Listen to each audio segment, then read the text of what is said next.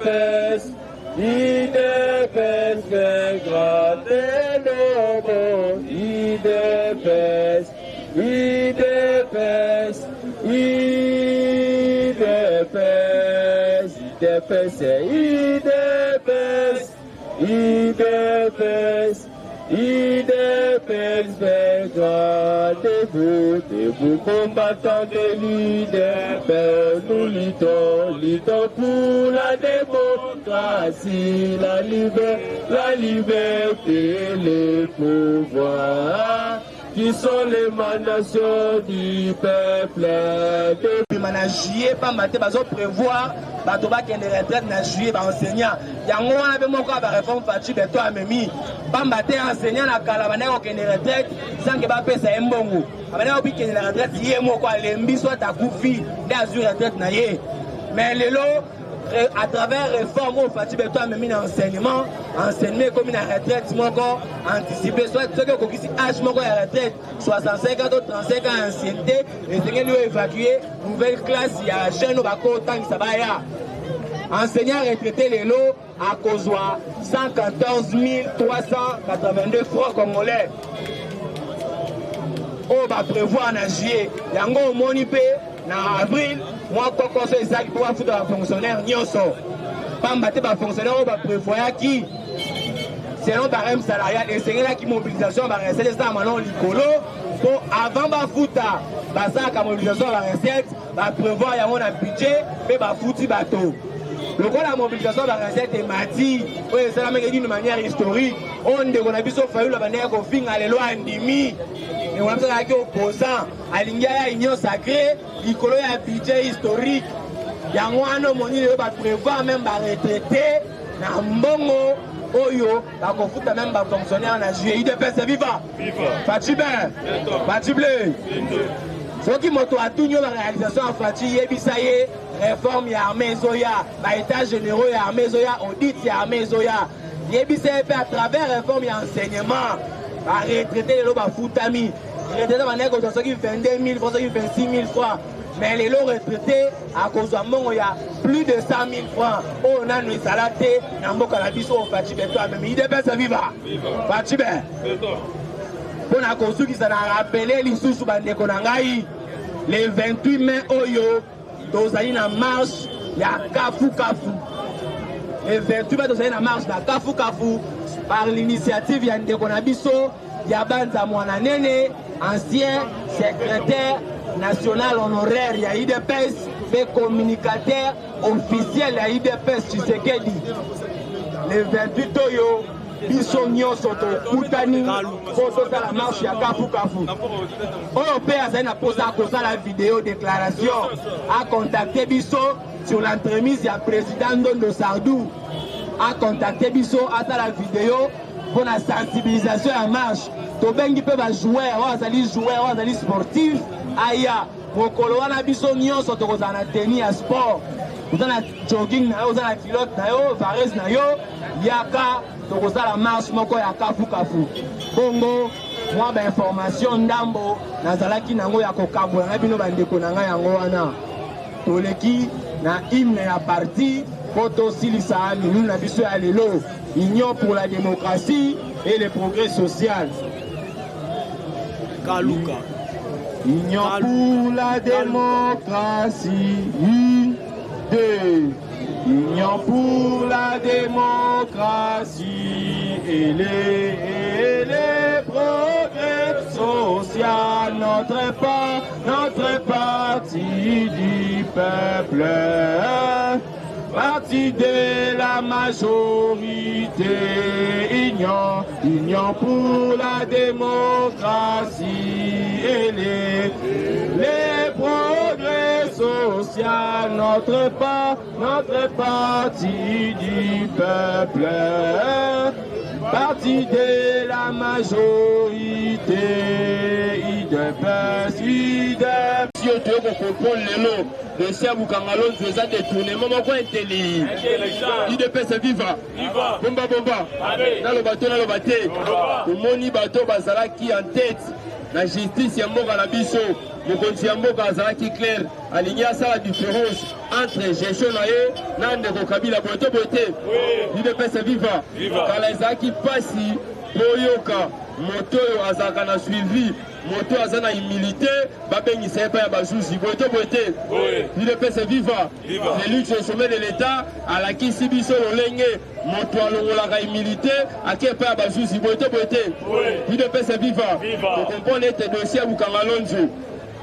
oyo ndeko Matata Ponyo asali bajalelo oyo ndeko Matata Ponyo alingi alakisa ete justice congolais il faut esenga ye pardon boye to boye te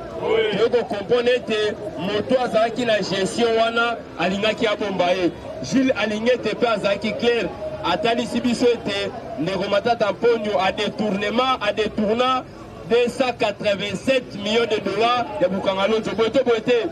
mais la justice ya liboso balingaki bameka ko innocente ye to comprendre ete bato bagere Congo pendant 18 ans mais gestion suwe na bango ezaki mboka na biso ekufa boye to boye te UDPS viva yeba ete mikolo ezoya chef de l'état aza clair alobaki justice eza indépendant boye to boye te eza lokola justice oyo ya kala te ezalaki soki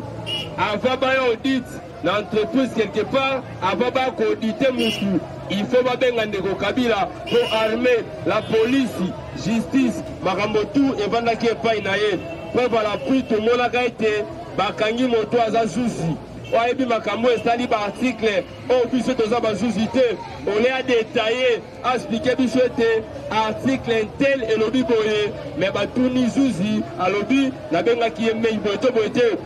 bato bagere pendant 18 ans mais gestion bakomisaki na bazuzi bazoba yango Félix au sommet de l'état alobi ya kogere ndenge moko na bango te tomoni ndeko Matata Ponyo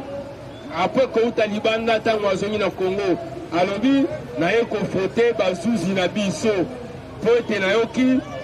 lisolo ya Bukanga Lonzo bazokotisanga na kati naye na afrote bazuzi me ntango ekofrote bazuzi soki oza se longola humilité yo moko loba na assemblée naza na besoin na longola humilité nalakisa ete naza innocent boye to boye te UDPS viva mais moto aloba ekofrote bazuzi ntango akomi azolinga lisusu aza na bahumilité parlementaire po ebatela ye tokompone ete ayaki ameka justice congolais lokola alingi ameka justice congolais il faut asentir lolenge mokonzi ya mboka alingi ete gestion ya mboka na biso ezala différent bato bagere pendant 18 ans mais gestion boye to boye te UDPS viva Fati vert Fati bleu Fati chef de l'État en République démocratique du Congo tombola loboko ganga base tombola lisusu ganga base Fati vert soko boyi Fati kende poa Braza pe sakaka ko muna na Braza saso ko tuna makambo ya Congo RDC tali ngai UDPS viva makambo ya RDC tali Fati vert to pe mélange Mesana UDPS viva Fati Beto au sommet de l'État 144 ans de pouvoir renouvelable UDPS viva Fati Beto au sommet de l'État 144 ans de pouvoir renouvelable Mesana maboko pour la biso Bongo sika tolingi to la musa bamatetwa nyonso bakomprone ete intérêt communautaire eza bagarre ya moto nyonso boye to boye te UDPS viva lelo tozodetaye moke lisolo ya banza mwana nene tome 3 UDPS viva aza moto oyo azotia bacoup de pouce na matete soki nabeti tome 3 eza nini tome 3 eza jour oyo abengisi biso bana matete nyonso totambola mpona koréclame intérêt communautaire batere na biso oyo babotola biso boye to boye te UDPS viva nakwana mo badetail tome 1 ezalaki récupération ntango tomolaki terrain oyo ya football place oyo epermetaka jeunesse ebeta ndembo to mpe jeunesse bameka kosakana ntango tomonaki ndeko moko ayaki po akomisa yango monde azalaki moto ayambo na matete oyo aboyaki alobi morgue personne ekotongama te boye to boye te UDPS viva alongi moko wana soki ete atelemaki po moko wana etongama te me lelo na terrain ya tiobo toza na morgue UDPS viva tombe te na ye ezalaki ntango bamama nyonso ya wenze babeteli lisolo balobi talo ya mpako to pe ya tike ezalaka 400 francs mais na matete awa komi 800 francs meka kolobela biso atikaki pete ya banza mwana nene ayaki encore mpona kolakisa ete na matete kwati kwa leader kombo na ya banza mwana ne ile pesa viva ayaki kokutana na bamama akutana ndeko Chatini Ngobila aspike ye epi ndeko Chatini Ngobila adelegaki motu ti bakitisa tike boye to boye te sikoyo tome 3 alobi lokola azwaka charge ya bana matete lokola alobaki aza molobeli ya bana matete akotika te matete ezonga nsima tobetaka masolo ya baterrain awa mpona koloba ete terrain na biso ya foyer oyo badedi ya papa Kembo mpo Kembo azalaki footballer monene na Kongo na mboka na biso Kongo awa bazalaki parmi bato bapesaki priorité na commune na biso ya matete nde omoni badediaki terrain oyo terrain Kembo place mosusu bande kosakana tobande kokende ekole ya Mai Ndombe ekole ya Mai Ndombe yango wana esi baclôture pour l'instant bamatetwa tout toza kaka na terrain moko tosika na yango terrain Tchobo et puis terrain Kembo eza bijou eza kitoko mais difficulté ya terrain Kembo eza kokota na kati ya terrain Kembo il faut ozala na mosolo ebele idps viva lokola ya kompone ete souci ya jeunesse matetwa mpo tokima bombe mpo tokima kosimba machete mpo kulu na esila il faut accès na terrain Kembo ezala na prix oyo ekopermettre bourse na biso ya matetwa tokoka kokota boye to boye te idps viva yango alobaki ete il faut en premier to déclarer prix au bâti à $250 na terrain Kembo eleki ebele la bourse na biso ya matetwa ezomettre biso en difficulté po tobeta kuna en second démolition totale ya terrain Tchobo po terrain Tchobo depuis arrestation ya misala esalama mais miri oyo batonga wana etia jeunesse difficulté alobaki ya kotika te il faut démolition esalama et puis toyebisa baautorité ya mboka batiela biso terrain Tchobo pelouse synthétique basala yango ndenge basala na jede boye to boye te idps viva alobaki ya kotika te yango nasali rappel samedi prochain le 28 ya mois oyo boye to boye te marche moko pacifique oyo kosangisa mwana nyonso ya matete oyo tobundela eza kaka marche ya bato ya idps te ezala motu ya lamuka ozalaka na matete ezala motu ya PPRD ozalaka na matete marche wana eza pacifique eza marche oyo tozolakisa na opinion nationale na internationale ete biso bana matete tozokufa mpo na intérêt communal boye to boye te idps viva naloba te naloba te na panza marche wana ekolakisa ete biso bana matete tozomuye mayo mpo toreklame makambo esali baterrain soki lelo terrain Tchobo ezongi na maboko ya matete babongiseli biso bien batie pelouse terrain Kembo ekiti prix tomonaka gd ata kaniaka ezalaka moke me ekotaka quand même ekopermettre mpe terrain Tchobo kaniaka ekotaka to ya bombe ekokita to ya kuluna ekokita jeunesse ekozwa esika na yango boye to boye te idps viva tolobaki ete mokonzi ya mboka azalaki clair asali discours abunde reto commission boye to boye te mais alobi chef de l'état asalaka cop te boye to boye te tokogere ndenge moko na bango te bango soki gestion ezalaki Félix ayo au sommet de l'état 145 territoires ekomemela biso changement na Congo Félix ayo au sommet de l'état budget il y a 4 milliards akomisi yango 10 milliards Félix ayo au sommet de l'état détournement oyo ezalaki système kabiliste lelo tokomi kocomprendre ete changement na Congo soko oyibi na 12h na 13h tokocomprendre ete détournement ye na mboka na biso Félix ayo au sommet de l'état baenseignant basoda tokutaki bango na salaire ya combien idps viva bomba naloba to naloba te na panza basoda na baenseignant tokutisi bango na salaire ya combien soda azozwa 92 000 enseignant azozwa 92 000 mais sikasika wa enseignant azozwa 92 000 aza na plus de 15 to pe 5 bana batangaka ekole difficulté ya liboso azozwa kaniaka azozwa eza moke boye to boye te mais aza mpe na bana oyo bakende kelasi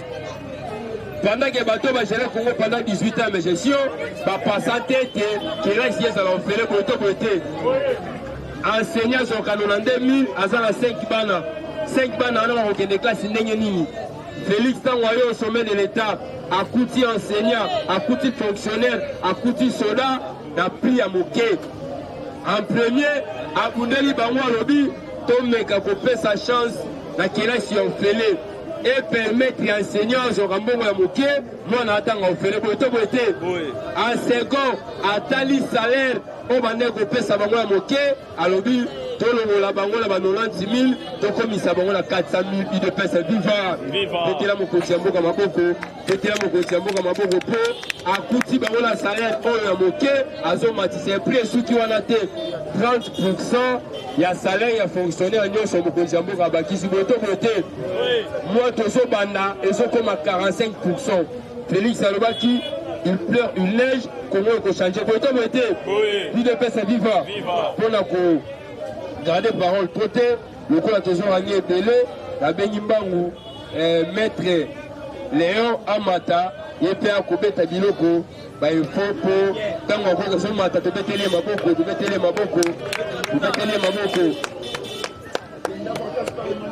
IDPS vivant IDPS vivant je crois bien président Ouchigo déjà mais tu remarquer quelques informations pour information la vision principale des alliés au état marxiste TPS viva Parlement debout Kinsaku viva d'entrée de jeu na lingina nous na beta c'était na likambo au état la Bukanga Lonzo était Monique ba voleur de la République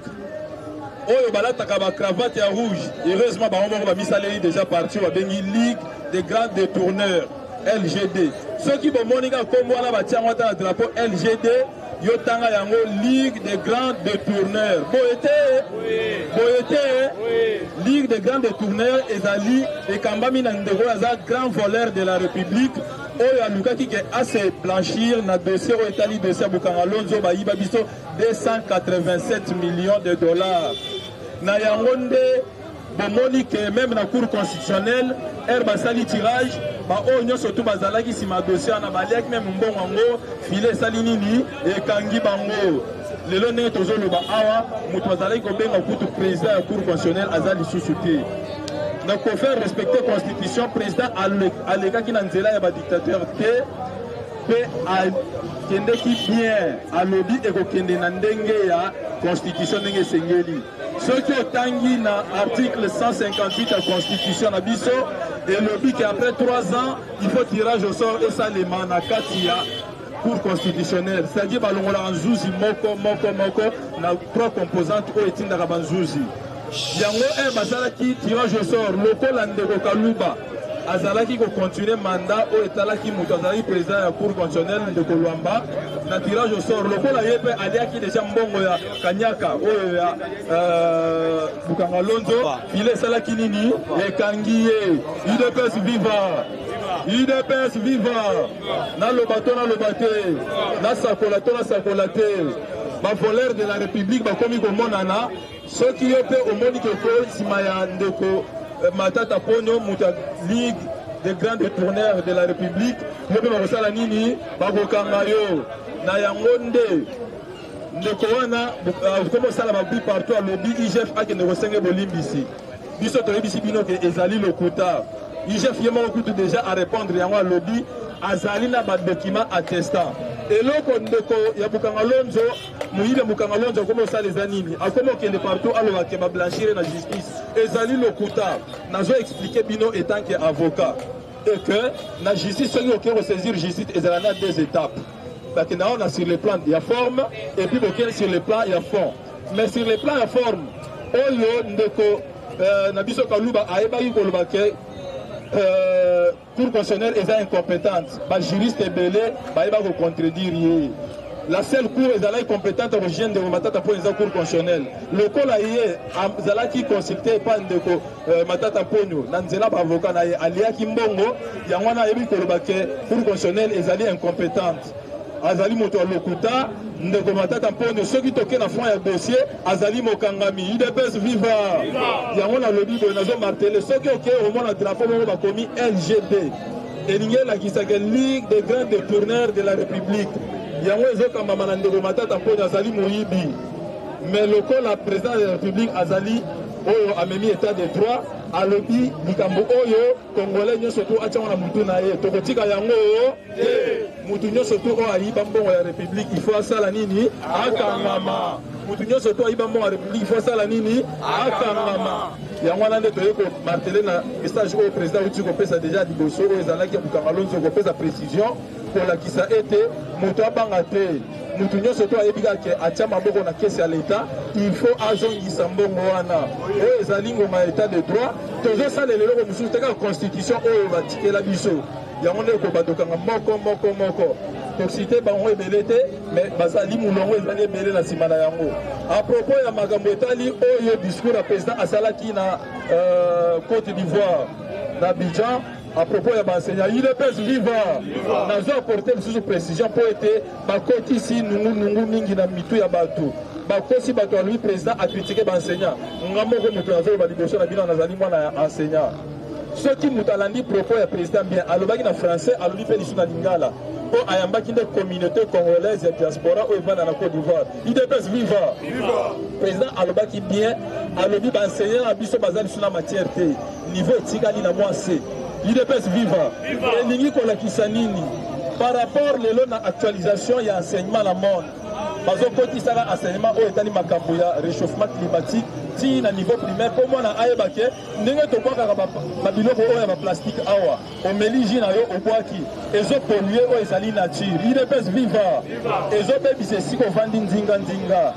soko omeli sikle na okokokaka na se te simba yango kende na yango na poubelle ezala meme na ndako na yo neti ngai ndakisa nazala ata soki naza na ville na meli namoni poubelle eza te natia yango na sac na ngai naye na yango ti na ndako natie na poubelle po ete soki okwaka poubelle ekende mpe na kati ya poubelle UDPS viva yango wana nde président alobaki ke baenseignant bazali ye outillé te mpo soki otali na volonté chef de l'état alobaki eloko ya liboso parmi mesure prioritaire na ye enseignement ezali na kati yango nde omoni bien fondé oyo adécrétaki oyo constitution esengaki gratuité de l'enseignement. La gratuité de l'enseignement, le bien kotika molakisi pamba te il faut relever oyo ezali salaire na ye. Enseignant alongwe lolenge président wuti koloba awa alongwe na 92 000 alongwe na 82 000 lelo enseignant akomi kofuta ma 417 000 nazoloba bien 417 000 mpona aza mwana ya enseignant nazomona ndenge bazofuta ba enseignant ata lelo ba discours politicien oyo bato alukuta bazoya bayebisa bino poto ya dollar emati te biso tozotenir compte ya franc congolais liboso enseignant za 92 000 ba nouvelle unité bafutamaki te ba NP bafutamaki te mais sous Félix Tshisekedi ba oyo bazali ba NP ba nouvelle unité mosusu baretrouve bazwi ya salaire na bango pe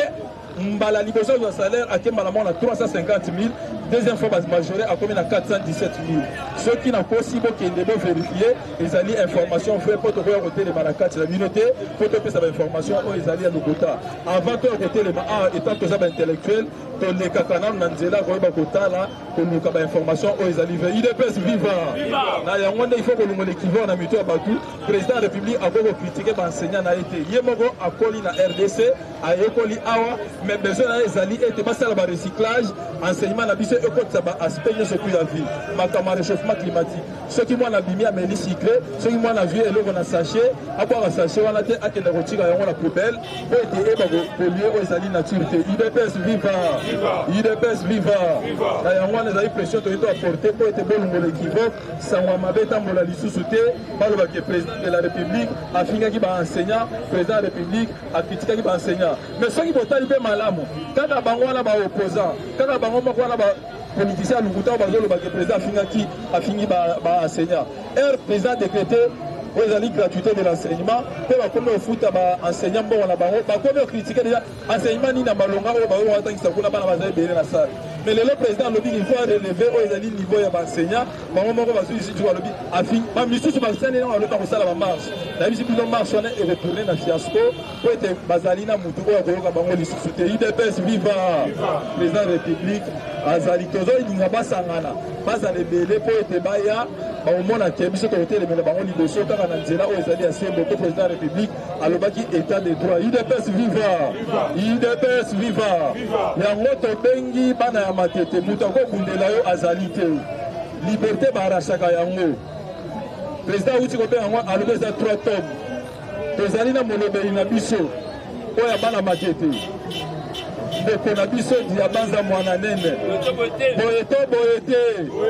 ye mbala liboso tosalaki marche bana banunu bayebi yango bana matete nyonso to bayebi yango tosalaki marche le 30 octobre oyo totambolaki mpona koyeba kosenga badimine prix ya terrain ya Kembo po ete terrain ya Kembo ezalaki na maboko ya firme moko boye privé oyo etongaki semble esala finissage ya batravaux kaka ndeko na biso matata mpoyo moyibi de la république azwaka apesi bango marché wana badetourne na mbongo baye kozwa firme moko privé esalaki mosala place wana balobi to bandozongisela bango mbongo mais batiaki prix oyo ezalaki litelo makasi $250 $200 oyo ezalaki korevenir na oyo ezali makoki na biso te tosengaki badimine nano prix na yango mais ere tokei tomoni ke balingi baespolie lisusu na terrain na biso ya tiobo oyo etikala kutu ya pamba tokende kobeta bali UDPS viva totelemaki le 30 octobre oyo elekaki totamboli partout po toyeba kolela mbela na biso eyokamaki ya liboso bayeba kostope oyo ezali batravaux eza kosalema na terrain oyo balingi baspolie bazwa biso terrain tiobo soki boke kuna bakomona bakoma na suspension de travaux oyo etikala eza ndeka babuka mur wana tozongela terrain na biso mpe basalela biso bagradia mpo ete revendication esili nanu te il faut batiela biso yango pelouse bagene na biso bakende kobeta balo kuna mpo ete tokunda contre oyo etali makambo ya kuluna na kati ya commune na biso UDPS viva mbala mibale tosalaki marche mpona koyeba kowelela makambo ya prix ya tike tolali tolamuki tomonika bazwi prix ya tike bakomisi yango na 800 francs oyo epesaki mpasi na bato nyonso to bazoteka na marché UDPS viva soki bomoni lelo bakiti kutu bakomosenga nanu 600 mais litre na biso ezali ke ezonga na 400 te ekozonga na 400 UDPS viva na nzela ya ndeko na biso ya banza mwana nene tosalaka marche toyeti liboso ya mama administratrice ya marché toyei koyebisa yeke tokofuta yango te tikino akoyeba kokitisa prix wana pe prix ekitaki ye akitisi volontairement nano na 600 mais tokobunda ti ekokita na 400 francs na yango toyei kotala lisusu makambo na biso ya terrain Kembo tomoni ke terrain Kembo ndenge eza bongo nano toyoki soupçon ke bazongisi yango na commune mais esalemi nano officiellement te mais biso litre na biso ezali ke eza lisusu kutu makambo apri te nyonso tu babengami baza bana matete soki baza na tourna bakende kobeta kuna ofele boye te ndenge babeta na terrain GD bana lemba nyonso babeta ofele biso bavisiteur ere tokendeki na terrain wana ya GD mpo tobeta bale tofutaka $30 mais biso mpe tolingi ke terrain na biso eleki kutu oyo ya GD tolingi ke soki bavisiteur bazoya bango nde bafutaka ata $50 ata $30 mais biso bana matete tobetaka ofe na yango tobengami biso nyonso le samedi 28 oyo ezoya biso nyonso tu tobima tokende koreklame oyo ezali terrain na biso Kembo elongo na mwana mboka diabanza mwana nene tokobanda marche na biso tokopesa bino itinéraire oyo tokoba koadopte tokobanda marche tokosala tobaluki matete mobimba toyeti liboso ya commune toyei kodeklare liboso ya bourgmestre mpo succès eza déjà terrain na biso esali nini ezongi UDPS viva yo mwana matete oza tous les quartiers confondus kozanga te zala na biso elongo na marche wana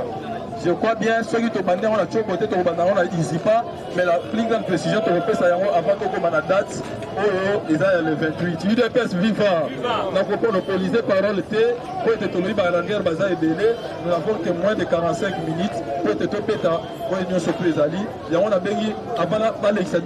troisième intervenant nazongisi mikro epa président mpo ya bozongisa merci beaucoup maboko mpona bino moko UDPS viva tobetelie maboko c'est un juriste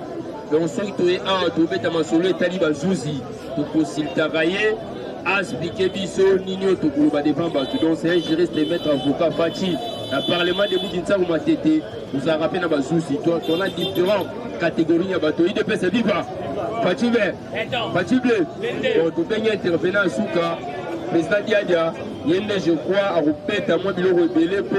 vike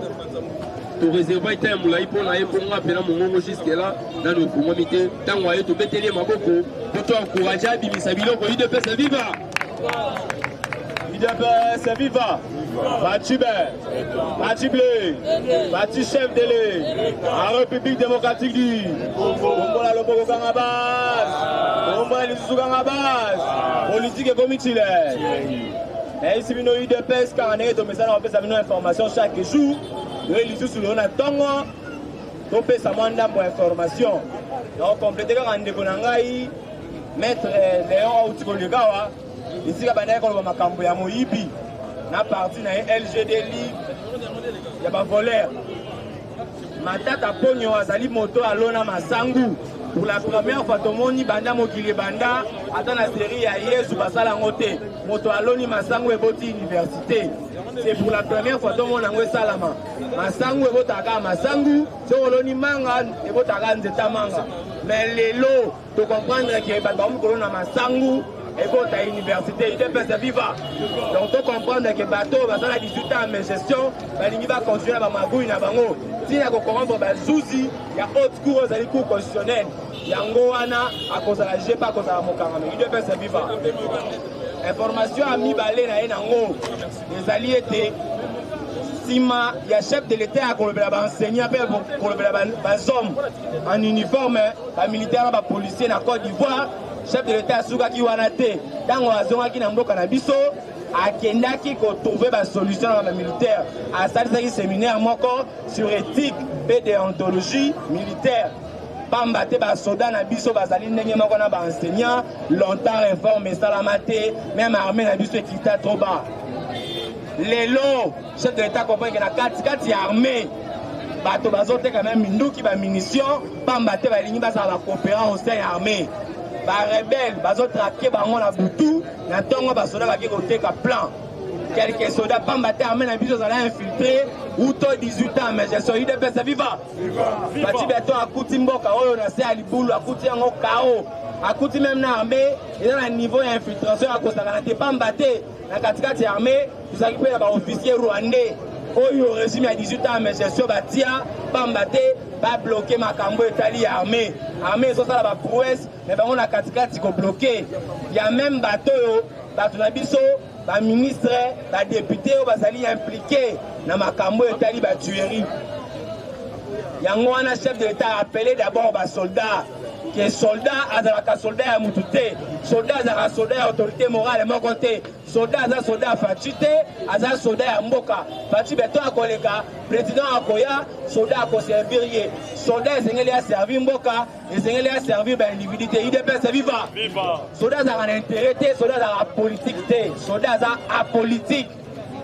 Fatite Beto à soldats. Éthique et déontologie militaire. Oh, ezala uto bana mobutu, mais éthique yango ekuva. Pambate armée na biso, niveau équita na C, infiltration à niveau à l'icolo. Mais tu comprends qu'à travers l'état de siège,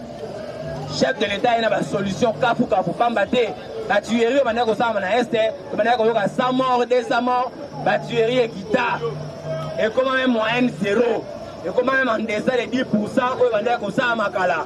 Les lobes rebelles. On va contraquer, on va la COP, on s'est armé, les autres traqués par les rebelles. Les comprennent les sous-soutés,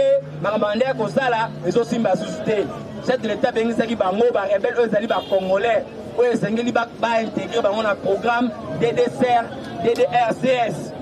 Mais les rebelles, ils sont pas étrangers, ils sont en mort à la IDPS viva. Fatube, au bout de fatigue et bras, ça va faire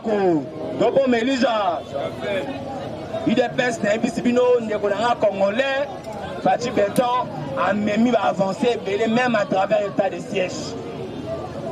Après, séminaire, on a organisé des soldats, à ABC, des soldats, la proposition, les soldats vont proposer, la audit armée, puis les états généraux armés, les états généraux de presse et de communication. Pambate,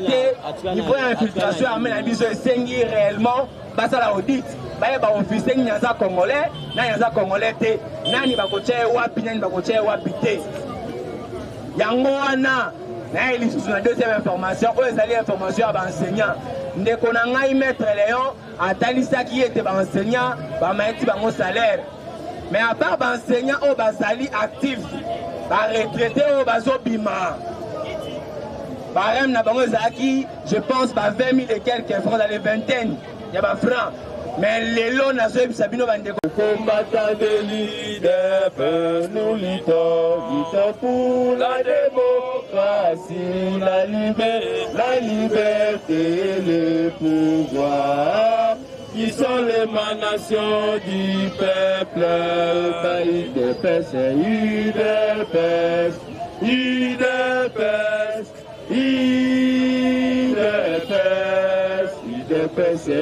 UDPS, UDPS,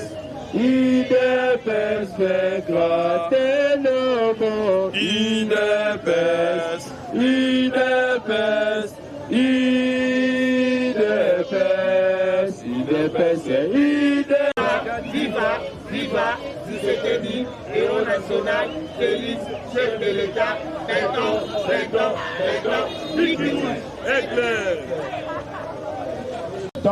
Luttons pour la démocratie, la liberté et les pouvoirs, qui sont l'émanation du peuple. Les tripartis, UDPS, UDPS, UDPS,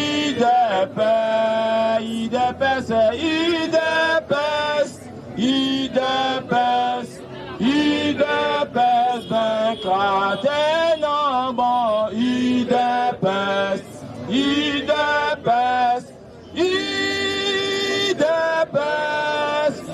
UDPS, UDPS, UDPS, UDPS, vaincra tes nombres. UDPS, UDPS, UDPS, UDPS, UDPS, UDPS, UDPS, vaincra des combattants de liberté, nous luttons pour la démocratie. Viva, allez, Oba, Sakola, viva, notre parti du peuple, parti de la majorité, union pour la démocratie et les progrès sociaux, notre parti du peuple, parti de la majorité, UDPS, UDPS, UDPS, UDPS, UDPS, UDPS, vaincra, UDPS, viva! UDPS, viva! Parlement de Bukinsaku, viva! Viva! Viva! Viva! Tshisekedi, héros national, Félix, chef de l'État, Béton, Bic Rouge, aigle d'Afrique.